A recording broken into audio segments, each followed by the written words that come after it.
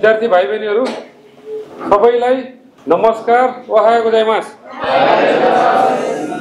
आज हामीसँग कृष्ण प्रसाद भुसाल सेन्से हुनुहुन्छ, जुन लामो समयदेखि जापानमा विद्यार्थी भिसामा गएर सङ्घर्ष गरेर एउटा सफलता प्राप्त गर्नुभएको छ। उहाँ चाहिँ जापानभरिको विद्यार्थी एसोसिएसनको फर्मल प्रेसिडेन्ट पनि हुनुहुन्छ, पूर्व अथवा संस्थापक अध्यक्ष पनि हुनुहुन्छ विद्यार्थीहरूको सङ्गठनको जापानभरिको। त्यस्तै एनआरएनए जापानको पनि केन्द्रीय सदस्य हुनुहुन्छ इलेक्टेड, र उहाँलाई एकदम बधाई शुभकामना पनि छ। केन्द्रीय सदस्यमा उहाँ इलेक्टेड हुनुहुन्छ र हामीले उहाँबाट एकदमै जापानको बारेमा, जापानको कामको बारेमा, रहन सहनको बारेमा, कल्चरको बारेमा, नियम कानुनको बारेमा, कलेज स्कुल युनिभर्सिटीमा विद्यार्थीका समस्याका बारेमा, समाधानका बारेमा र विद्यार्थीहरूले केही कुरा उहाँबाट लिन सक्ने कुरामा बारेमा चाहिँ उहाँले तपाईँहरूलाई इन्फर्म जानकारी गराउनुहुन्छ। र उहाँले यहाँ मात्रै नभएर जापानभरि नै यस्तो कार्यक्रमहरू सञ्चालन विद्यार्थीलाई र जापानमा भएका नेपालीहरूलाई एउटा अवेरनेस कार्यक्रमहरू, जानकारीमूलक कार्यक्रमहरू दिँदै होल जापानमा उहाँ घुम्नुहुन्छ र सबैतिर जापानमा उहाँ परिचित हुनुहुन्छ। र हामी खुसी छौँ कि उहाँलाई आज हामीले सेन्ट्रल टावर भरतपुर ओह्रालोमै पाएका छौँ र हाम्रा विद्यार्थी भाइ बहिनीहरूलाई जो उपस्थित हुनुहुन्छ तपाईँहरूलाई यहीँ हामीले लाइभ तपाईँहरूलाई इन्फर्मेसन अथवा तपाईँहरूलाई त्यो जानकारी जापानको बारेमा उहाँले अपडेट गराउँदै हुनुहुन्छ, नयाँ लेटेस्ट कुराहरू भने जो यहाँ उपस्थित हुनुहुन्न उहाँहरू नेपालभरि जापानभरि भएका सेन्ट्रल कलेजका विद्यार्थीहरू, जापान गएकाले पनि र नेपालभरि ब्रान्चमा भएका र आज यो सेसनमा आउन नपाउने सबै विद्यार्थीहरूले हाम्रो पेजलाई फलो गरेर यो इन्फर्मेसन लिएर जापानको बारेमा जानकारी लिएर अझै बुझेर जानुहुन्छ र तपाईँलाई सहिलो हुन्छ भन्ने मैले अपेक्षा गर्दै हाम्रो आदरणीय गेस्ट कृष्ण प्रसाद भुसालज्यूलाई आफ्नो अनुभव, आफ्नो जुन नलेज, जापानको बारेमा भएको जुन विज्ञता त्यो सेयर गरिदिनको लागि अनुरोध गर्दछु र उहाँलाई ताली बजाएर हामी वेलकम गर्छौँ। धन्यवाद। कोनिचिवा, सम्पूर्णमा नमस्कार। सरले भन्नु भइसक्यो मेरो परिचय। म कृष्ण भुसाल, मेरो घर चाहिँ नवलपुर।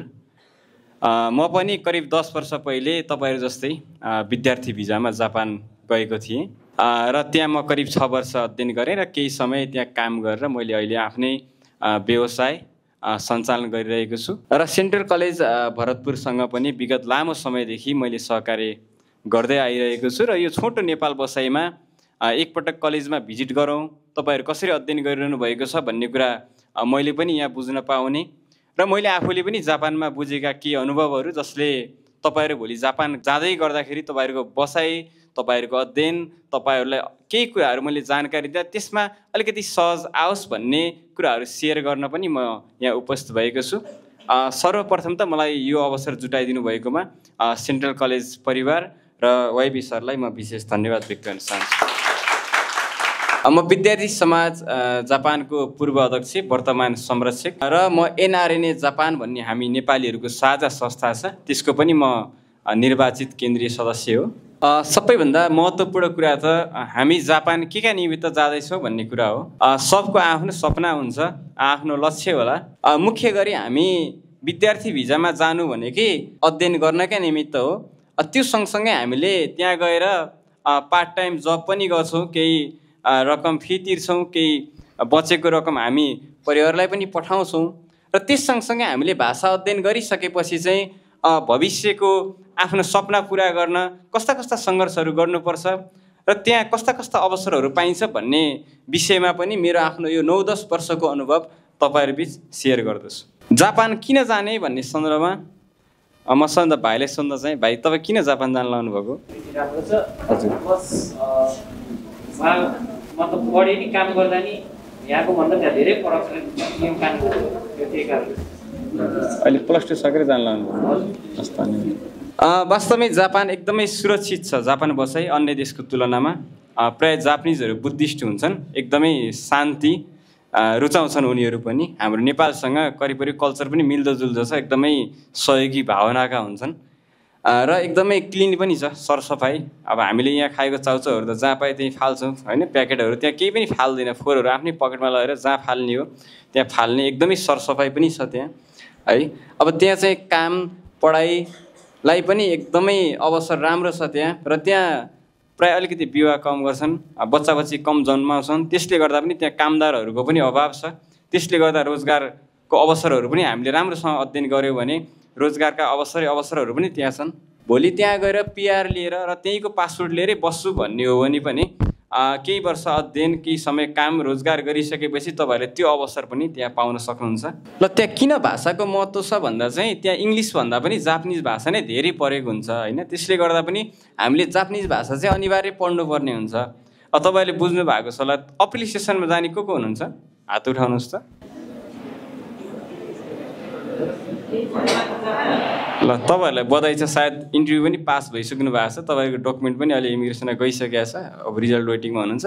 र त्यस पछाडि जुलाई सेसन र अक्टोबरमा जाने भाइ बहिनीहरूले पनि अहिलेदेखि कम्तीमा N4 लेभलसम्म बोल्न सक्ने, कम्युनिकेसन गर्न सक्ने भएर रेडी हुनु होला। नभए कम्तीमा N5सम्म चाहिँ तपाईँहरूले यहाँ पढ्नुभयो भने त्यो कलेजमा इन्टरभ्यूमा नाम निकाल्न मात्रै नभएर जाने बित्तिकै त्यहाँ पार्ट टाइम हामी जबमा जान्छौँ है। अहिले त धेरै विद्यार्थीहरू हुनुहुन्छ, प्रतिस्पर्धा छ नि त। तपाईँहरू जसले राम्रो बोल्न सक्नुहुन्छ उसलाई नै प्राथमिकता दिने हो होइन। यो बोल्नेको पिठो बिग्छ भन्ने छ नि नेपाली उखान पनि, त्यस्तै हो। र जसले जापानिज भाषा राम्रो बोल्यो उसलाई चाहिँ एकदमै सहज हुन्छ। र तपाईँहरू त्यहाँ गइसकेपछि N3 लेभल है, N7 लेभलको चाहिँ पढाइ स्टार्ट गर्छु मैले भन्ने तरिकाले जति सक्नुहुन्छ यहाँ नै भाषा मेहनत गर्नुभयो भने तपाईँहरूलाई सहज हुन्छ। के विषय पढ्ने भन्ने तपाईँहरूको टार्गेट पनि होला। मैले यो पढ्छु होइन, नेपालमा अहिले यो विषय पढाएको छु, भोलि त्यसलाई कन्टिन्यू दिन्छु भन्ने पनि होला। नभए जापान गएर फरक विषय पढ्छु, फरक केही गर्छु भन्ने पनि तपाईँहरूको सपना होला। तपाईँहरू करिब यहाँबाट गइसकेपछि एप्लिकेसनमा जानुभयो भने 2 वर्ष भाषा स्कुल पढ्नुपर्ने हुन्छ, हामी जुन नियम गएको भन्छौँ। र अक्टोबर सेसन छ भने चाहिँ 1 वर्ष 6 महिना है, 1.5 वर्ष चाहिँ त्यहाँ भाषा स्कुल हामीले पढ्नुपर्छ। त्यसपछि सेनमन गएको भन्छौँ भोकेसनल स्कुल, त्यो चाहिँ 2 वर्षको हुन्छ। त्यसमा अहिले धेरै अवसरहरू भएको विषयहरू भनेको चाहिँ केयर गिभर जुन खाइगो भन्छौँ नि है। अनि त्यसपछि आएर आइटीमा पनि राम्रो छ, होटल म्यानेजमेन्ट, इन्जिनियरिङ, अटोमोबाइल भन्छ नि, कारहरू बनाउने, जिदोसिया भन्छ जापानिजमा, त्यसको पनि एकदमै राम्रो छ। अब एग्रिकल्चरमा पनि अहिले राम्रो भइरहेको छ, नेपालीले राम्रो गर्नुभएको छ त्यहाँ अध्ययन गरेर। नर्मल्ली धेरैले पढ्ने त बिजनेस नै पढ्नुहुन्छ है। त्यो भएको हुनाले चाहिँ यो विषयहरू पढिसकेपछि तपाईँहरूले वर्किङ चाहिँ त्यहीँ गर्न पाउनुहुन्छ र फ्यामिली पनि लान पाउनुहुन्छ। तपाईँहरू जापानको जुनसुकै ठाउँमा गए पनि हामीले सक्ने सहयोग समन्वय चाहिँ अहिलेसम्म गरिराखेका छौँ। पछि गएर तपाईँहरूले चाहिँ अहिले मैले पनि भनिसकेँ, यो केयर गिभरमा चाहिँ एकदमै राम्रो छ फेसिलिटी है। प्रायः लेडिजहरूले चाहिँ त्यो पढ्नुहुन्छ केयर गिभर। 2 वर्ष भाषा सकिसकेपछि फुल स्कलरसिपमा नि केयर गिभर पढ्न पाइन्छ। हामीले पनि त्यो खालको यो प्रोग्रामहरू राखेर कलेजसँग समन्वय गरेर त्यो गरिराखेका छौँ। केयर गिभरमा एकदमै राम्रो छ। अनि आइटी इन्जिनियरमा पनि वर्किङ गर्न एकदमै सहज छ त्यहाँ। त्यसपछि होटल रेस्टुरेन्ट म्यानेजमेन्ट है, यसमा पनि राम्रो छ। र मैले आफ्नो यो जुन 9 वर्ष सकेर करिब 10 वर्ष हुँदै गर्दा देखेको जापान यो कुरामा चाहिँ एकदमै ल्याङ्ग्वेजलाई चाहिँ प्रायोरिटी दिएको हुन्छ है। एकदमै ल्याङ्ग्वेज भाषा राम्रो गर्न पर्यो। त्यस सँगसँगै हामीले चाहिँ जुन देशमा गए पनि मेन भनेको त्यहाँको रुल रेगुलेसन फलो गर्नुपर्ने हुन्छ है। जापान त्यसै पनि अनुशासित देश, त्यहाँ गएर चाहिँ अचल नियम कडा गरेको छ। विदेशी विद्यार्थी धेरै भएको हुनाले प्रायः हाम्रो नेपाली भाइ बहिनीको समस्या चाहिँ हामी घर छोडिसकेपछि एक खालको जिम्मेवारी महसुस गरेर मेहनत गऱ्यो भने त एकदमै राम्रो, तर घर छोडिसकेपछि अलिकति फ्रिडम हुन्छ नि त, कसैको नि डर हुँदैन होइन। त्यहाँ चाहिँ अलिकति क्लोथमा फस्ने, झैझाडा गर्ने, त्यो कारणले चाहिँ धेरै नेपाल फर्काइरहेको पनि छ। फेरि मैले तपाईँलाई राम्रा कुराहरू मात्रै भन्दै यहाँ भएन, केमा समस्याहरू उत्पन्न छ भन्ने समस्याहरू भन्दाखेरि चाहिँ प्रायः अलिकति लडाइँ झगडा गर्ने है, अलिकति जाँड रक्सी खाएर होल्ला गर्ने, त्यो केसहरूमा चाहिँ एकदमै कडाइ छ। त्यो कुराहरू चाहिँ त्यहाँ गएर गर्न भएन। अनि कस्तो हुँदो रहेछ नि भाषाको विषयमा चाहिँ ल्याङ्ग्वेज एकदम लाइटली लिने कि हामी सुरुमा म आफै नजाँदै पनि त्यो साउदी कतारतिर खाडीतिर गएको अङ्कल बुवाहरूले पनि अब 2-4 वर्षपछि त अरबी भाषा बोलिहाल्नुहुन्छ नि होइन। हामी पनि त्यहाँ गएर सिकिहाल्छौँ। भाषा त नेपालमा किन पढ्न पऱ्यो र भन्ने जस्तो लाग्थ्यो नि होइन। हामीलाई पनि त्यही लाग्थ्यो, जापान गएपछि त सिकिहालिन्छ नि, किन यहाँ पढ्ने होइन। कलेज जाने हो, घुम्ने हो, साथीहरू भेटघाट भइहाल्छ, घर जाने हो, बुवालाई पढाए भन्ने भइहाल्छ। तर त्यो चाहिँ होइन रहेछ। फेरि त्यहाँ जाने बित्तिकै कलेज स्टार्ट हुन्छ। अनि क्लासमा तपाईँहरू जति अगाडि हुनुभयो त्यति अगाडि हुँदै गइन्छ। जसले यहाँ पढेर जानुहुन्छ, जसले राम्रोसँग पढ्दैन त्यो पछाडि छुटेपछि छुट्टै हुँदो रहेछ। फेरि कामको सन्दर्भमा पनि त्यहाँ पनि भाषा चाहियो। एकदमै मेहनत गरेर चाहिँ तपाईँहरूले भाषा पढ्न पर्ने हुन्छ। देखिरहेको कोही कमन मिस्टेकहरूमा चाहिँ लोनहरू लिने होइन, साथीभाइहरूसँग लोन लिने, अलि धेरै खर्च गर्ने, त्यहाँ चाहिँ क्रेडिट कार्डहरू पनि पाउँछ, त्यहाँबाट धेरै धेरै सपिङ गर्न पाउँछ कि, सपिङ गरिहाल्ने, जाने बित्तिकै आइफोन किनिहाल्ने भन्ने हुन्छ। अलिक बढी खर्च गर्दाखेरि त्यो खर्चले चाहिँ समस्या पार्छ। त्यस हुँदा यो खर्च व्यवस्थापन पनि तपाईँहरूले राम्रोसँग गर्नुपर्ने हुन्छ त्यहाँ गइसकेपछि। अनि रङ इन्फर्मेसन भनेको चाहिँ अब नगर्ने काम पनि यो गर्दा पनि हुन्छ भन्ने होइन। जस्तै मैले भने नि त लडाइँ झगडाका कुराहरू भयो, केही पनि हुँदैन, नेपाली दाइहरू छ, सोसाइटी छ, जोगाइहाल्छ नि भन्ने कुराहरू, अथवा कसैको लैलैमा लाएर चाहिँ नराम्रा कामहरू गर्ने, कतिपय अनलाइन सपिङहरूबाट धेरै भाइ बहिनी ठगिनु भएको छ, त्यो कुराहरू पनि एकदमै केयर गर्ने होइन। अहिले अनलाइन ठगीहरू धेरै छ, तपाईँहरू त सचेत नै हुनुहुन्छ भन्ने मलाई लाग्छ। त्यो कुराहरू पनि जोगिनुपर्छ तपाईँहरू त्यहाँ जाँदाखेरि। अब स्ट्रेस पनि हुन्छ। अब हामी त बुवा आमाले पकाएर खाना दिएको, बिहान उठ्यो बिस्तारमा बाबु उठ्न चिया पी भन्ने, चिया खाने, मुख धुने, खाना खाने आइहाल्ने छ। त्यहाँ त आफै खाना बनाउनु पऱ्यो, पढ्नु पऱ्यो, काम गर्नु पऱ्यो, एकदमै थकान हुन्छ। देश नछोडेको बानी, साथीभाइ नछोडेको बानी एकदमै गाह्रो लाग्न सक्छ सुरुमा। तर तपाईँहरूले त्यसलाई पनि आफैलाई मोटिभेट गर्न पऱ्यो है। 99% जस्तो भिजा लागेको देखिराखेको हुन्छ। मैले सेन्ट्रल कलेजको काम गर्दाखेरि पनि मैले आफैले पनि खासै डकुमेन्ट चेक गर्न पर्दैन। मैले हेर्ने कलेजहरूमा नि सेन्ट्रल कलेजलाई चाहिँ धेरै टाइम दिनै नपर्ने, किनभने एकदमै राम्रो डकुमेन्ट बनाउनुहुन्छ अन्य कलेजको तुलनामा।